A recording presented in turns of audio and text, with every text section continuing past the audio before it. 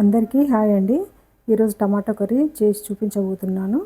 Pressure కుక్కర్లో KG tomatoes, పచ్చిమిర్చి, జీలకర్ర, ఆవాలు ఇందులో వేసుకున్నాను. ఆనియన్స్, అల్లం వెల్లుల్లి పేస్ట్, కారం, సాల్ట్ అండి, కొత్తిమీర, కరివేపాకు అండి. టమాటో కర్రీ స్టీల్ కుక్కర్లో వేస్తున్నా అండి. జీలకర్ర, ఆవాలు వేస్తున్నా.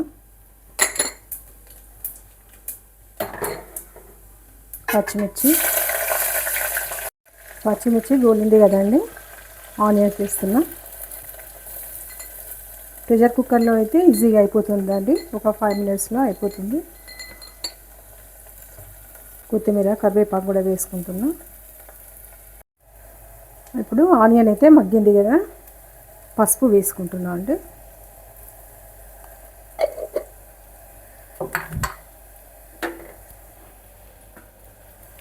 అల్లం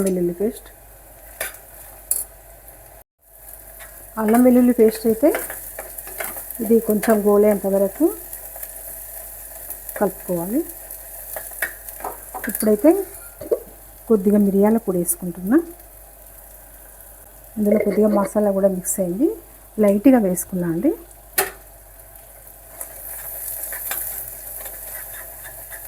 పచ్చివాసన పోయేంత వరకు అయితే ఇలా కలుపుకోవాలి. అల్లం వెల్లుల్లి పేస్ట్ ఇలా మంచిగా గోలింది కదండి. ఇప్పుడైతే టమాటోస్ వేసుకుంటున్నా.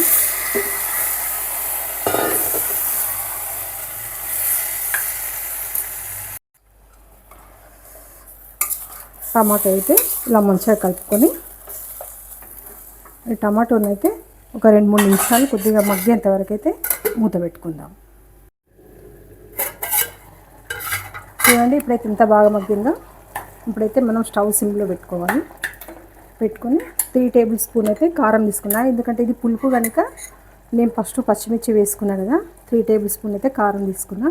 పులుపు కనుక కారం అయితే పడుతుంది. 2 టేబుల్ స్పూన్ అయితే నేను కారంలో అయితే ఉప్పు కలుపుకోలేదు కనుక 2 టేబుల్ స్పూన్ అయితే వేసుకున్నా. ఇంకా ఎక్కువనే పడ్డది. తర్వాత టేస్ట్ చేసిన తర్వాత అవసరం పడితే వేసుకుంటా.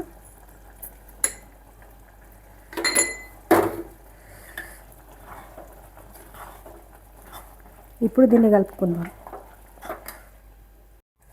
సాల్ట్ కూడా సరిపోతుందండి. ఇప్పుడైతే మనం మూత పెట్టుకుందాం. ఈ స్టీల్ కుక్కర్ కనుక మనం సిమ్లోనే ఉంచుకోవాలి. స్టవ్ విజిల్ అయితే పెట్టుకుందాం. ఒక 2 విజిల్స్ వచ్చేంత వరకు అయితే ఉంచుకుందాం.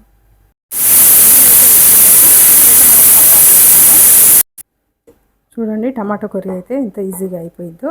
ప్రెషర్ కుక్కర్లో అయితే వేసాను, తొందరగా అయిపోయింది. మీకైతే నచ్చినట్టయితే నా ఛానల్ను సబ్స్క్రైబ్ చేయండి. సాల్ట్ అయితే నేను వేసింది అయితే సరిపోయింది, కరెక్ట్ ఉంది. సాల్ట్ 2 టేబుల్ స్పూన్స్ సాల్ట్ అని చెప్పాను కదా, కరెక్ట్గా సరిపోయిందండి. ఇంతకంటే ఎక్కువ వేసుకోవద్దు. థ్యాంక్ యూ అండి. నా ఛానల్ని అయితే తప్పకుండా సబ్స్క్రైబ్ చేయండి ప్లీజ్. Thank you.